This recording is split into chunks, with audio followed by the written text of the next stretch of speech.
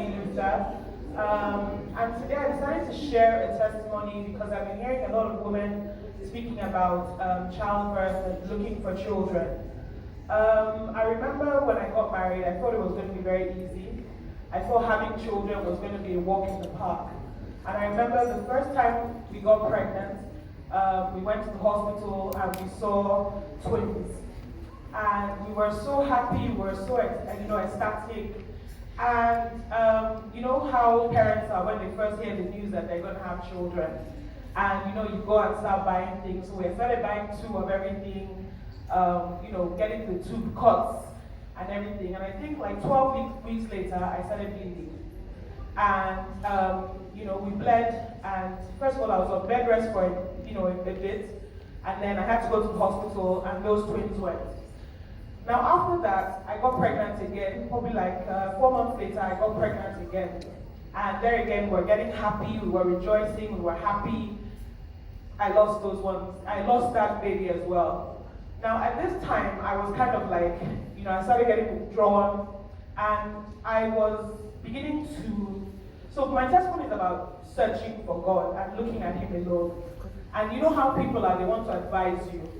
So come and look here, come to this church, come and go to this prayer warrior. So I started going all around the place. Every prayer meeting for children, I would go there. Every Bible study, so Hannah's Women, this concert, I was going. Now, the 4th pregnancy, I had another set of twins. And by this time, we were like, okay, these ones, they held on. And about 15 weeks, I went to the hospital, and they said that they couldn't see a brain stems in the children. And they couldn't see a heartbeat in the 2 children. And my husband and I had to take the decision to terminate the pregnancy. So at about 17 weeks, they called me in to go to the hospital. And one of the things that I have, I'm not sure where I got it from, I have very small veins, so they can never find my veins. So I had to do the D&C without any anesthesia, without any medicine or anything. So they took the babies out. Anyway, long story short, I ended up losing 10 children in total. And at this time, I was like, God, I'm not going anywhere again. I had an auntie who had come to meet me, and she had said what she wanted me to do was at night, when it's midnight, I should go and I should pray. And I said, at night, how can I go and start praying at night? So another auntie came, she was like, okay, she'll take me to Pastor, I can't remember, Gio. So I went to Gio's service in the evening, and he told everyone to come to the front. People who are calling for the fruit of the womb should come to the front. So my auntie dragged me to the front. And then Gio came to me and he was like, please, her matter is already settled. And he brushed me aside. And I was so upset because I didn't understand what he meant at that time. And I remember my husband and I, at this time, had started visiting orphanages. So we had started going to children's homes to look for babies. And I found a little baby, little Gideon. And I was excited. I was like, I'm going to, adopt a baby. This is the way I'm going to become a mother. And I remember the night before, I was feeling very trepidation. And my friend called me in the morning and she said, Faye, I have bad news for you. That you, in the line that you are not at the top. So Gideon has been taken by another family. And I was like, you know what? I'm done. I'm not doing this anymore. I'm tired. If God doesn't want me to have children, I'm not begging anyone. And it's only you I'm looking at, God. So if you want me to have children, then you give me the children by yourself. And I remember feeling, maybe like 3 months later, I was feeling really sick. And I was like, what's going on? And I went to the hospital. And they told me I was pregnant. And I was like, and the doctor said I was already 3 months pregnant. So I got to the UK. I had to go to the UK to go and do bed rest and things. And I got there. Now this is how the devil works. They didn't know I was pregnant at that time. And at the genetic hospital, they had told me that I would never have children. And that if I did have children, the kind of children that I would have would be severely disabled. They would have gross deformities and everything. So during that period, I was totally, scared and afraid, and I couldn't hold on to the hope of having a child. But lo and behold, God did it, and I had a baby boy, and that was my first baby boy. Now, I will make my testimony short, but to let you know that man can speak, but when God speaks, no one can ever take his word away. And he had told me that I would be a mother, so I know I was encouraging people at that time, and I would speak to women even while I was going through miscarriages, because they would just wonder, 10 children, how do you lose 10 children and continue? But 6 months later, I found out I'm pregnant again. But the devil was not done with me. At about 20 weeks, I started bleeding. My uterus had collapsed. My womb had fallen on my baby girl, who, at the end, we were supposed to go to hospital, but, we couldn't. So I had to then, I gave birth to her in Nigeria. Pregnancy complicated, but all in all, I gave birth to my daughter. And she is a special needs child. And at the end of the day, what I'm saying is I have 3 children now, 3 beautiful children. And each of them, has tried me with them. So all their stories are one of, the devil trying these children. My last born, he was born, and as soon as he was born, he went into toxic shock. We couldn't touch him, he was in an incubator, and I told my mom, I think she was the only one I told, she was my husband. And then that day, in England, sometimes you don't know who is Christian and who is not. And I remember going into the NICU, where they keep the babies. And the doctors were like, see your son, what's happening with him? He's going to have to be in an incubator for about 3-4 months. And I said, I'm a Yoruba girl. Where we come from, on the 7th day, we have what's called naming ceremony for our children. So on the 7th day, I'm going home. And they were looking at me like I was crazy. Like, you're not going anywhere. This baby has to be here. So my husband and I said, we're not going to talk to anybody. We wouldn't tell anybody what was wrong with him. If they asked, we'll just keep on saying, he's okay. And the nurses in the NICU, I don't know how God did it, but I had a Japanese nurse, a Jamaican woman, and an English woman, and they kept on telling me, speak to your child, speak to your baby, just keep declaring. So I would say, Kaito Chukwu, you are a child of God, I love you. I didn't know that would be his name at that time, but I was like, it would be a sign of joy, which is what, that's what Kaito Chukwu means. And on the 7th day, on the 6th day, Kaito started breathing on his own. He had a head box. He started breathing on his own. He took out the nose piece, oxygen. And then the doctor said, no, he has to be breathing for 24 hours. So we waited. And at 5 p.m. that evening, my mom was already in the house, preparing the house. So I told her I'm coming home. She was like, stay. I said, Mommy, I'm coming home. 5 p.m., Kaito was declared free of any problem.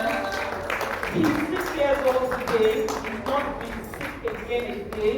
They said he had heart murmur, he had all sorts of things.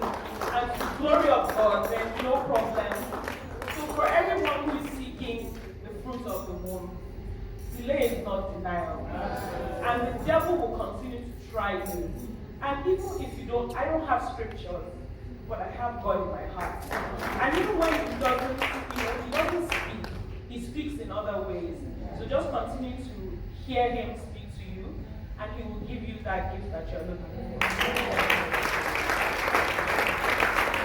Amazing testimony. God bless you. You look very beautiful, picture perfect, gorgeous, but I mean, you never know what people are going through or what they've been through. So please turn to the next lady beside you and tell her you're strong, you're amazing, you're beautiful. God, round of applause for all of you. I can imagine what you've all been through. And you still look so you're just alive. So there's a purpose for your life, and God loves you. Please, I'd like to call on the next lady, Makosi. Where is she? Makosi. We've got to hear from you. I'm taking this dress. There are lots of dresses to come back to me. Taking it, whether you like it or not. Woo! Good evening, ladies. It's such a huge privilege to be here. I'm so glad I only have 15 minutes. Where is she? Because I don't have much to say to you guys. So you guys know I had breast cancer? Like how many years have you told? Like who doesn't know I had cancer? That I told the world. Like I just told the devil that you picked the wrong chick. Because if you pick me, the world is gonna know when I beat this. So let me start off with the dress, right? You said you like the dress. So I went to Nairobi a couple of days ago, and I knew I was coming to this. I live in Dubai, by the way. That's why I didn't see you guys at the boat party and everything. So one lady who also had breast cancer liked a dress I was wearing. And when I got back to my room, I took it off and I gave it to her. So I think she kind of felt a little bit bad not to give me this. Because I know that, I know we know the ask and it shall be given. But you know what's more powerful? Give and it shall be given unto you.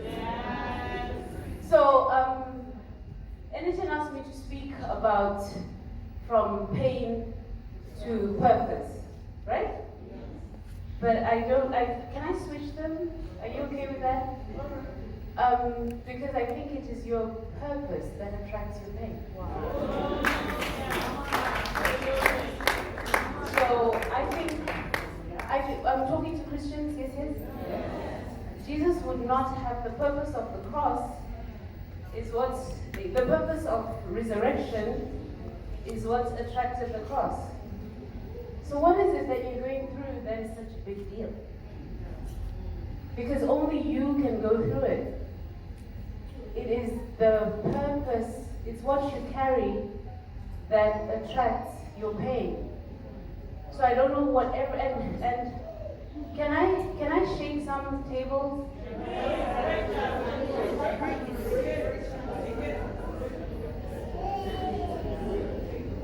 God, you're born with your purpose. Yes? I hope somebody's taking a video because my coach let me come to this only if I can prove that I'm not going to bed. So you're born with a purpose, yes? And what now happens in your inside is you calibrate yourself to attract the pain. You've heard of cause and effect, right? There are those who are on the effect side of life, where, do you have that angle? Where I am poor because I am not married, because this is happening to me, because my husband is cheating on me, because I've not had a child, because. And then there are those, who's got the camera? There are those on the course side of life who ask the question, what is in me that has attracted this? Yes? Once you start asking the question, what is in me that has attracted this? You start finding the answers. Because, where is Sambo? Is she here? Simbo. Is she here? Okay. Because the quality of your life is hinged on the quality of the questions you're asking. So if you're not asking the right questions, you're not getting the right answers. Yes? So if you now ask me, so Makosi, you had breast cancer and now you have one breast, which I do. How many people have one breast in here? Oh yes, you do, right? You, 1.5. Oh, but I have one, so. I'm so disappointed I met someone who's like me. I thought it was my superpower.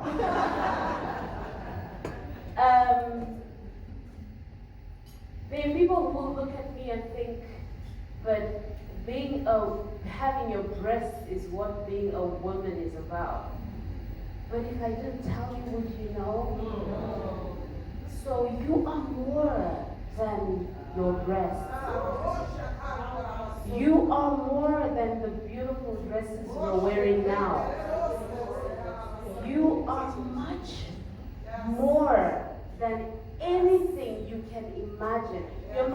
than your car. You're much more than your house. You are much more than that. Do you know how I know? Because even with my one breast, I still have my period. So I'm holding on to that. But even if you're not having your period, what I'm trying to put on your table right now is we are not what we are looking at. So whether we were face beat or not, whether we are snatched or not, whether we borrowed money to get here or not, you are none of that. You are more. Can I just shake one more table?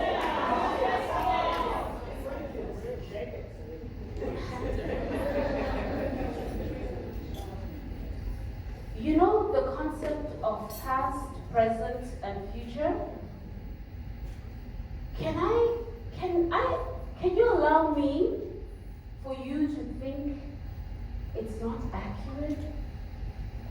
Because he was, he is, and he will be. So he is. Yes, yes? Yes. Now, when you say he's I am, I love your glasses. When you say he's I am, Moses asked God, when I go to Pharaoh, who do I say sent me? And God said to Moses, I am. So when Moses got to Pharaoh, in my hallucination, I would like to think Pharaoh said, who sent you? And he said, I am. He did not say, I am sent me. He said, I am. So when Jesus says, ye are God, everything you put, I am this, after, everything you put after I am, you are adding or subtracting to the divinity that is within already. So I don't care what brought you to Dubai. Could be Instagram for all we know. I really don't care what brought you to Dubai. What I care about is you go away knowing that whatever or whoever you thought you were, you are much more than that. Thank you.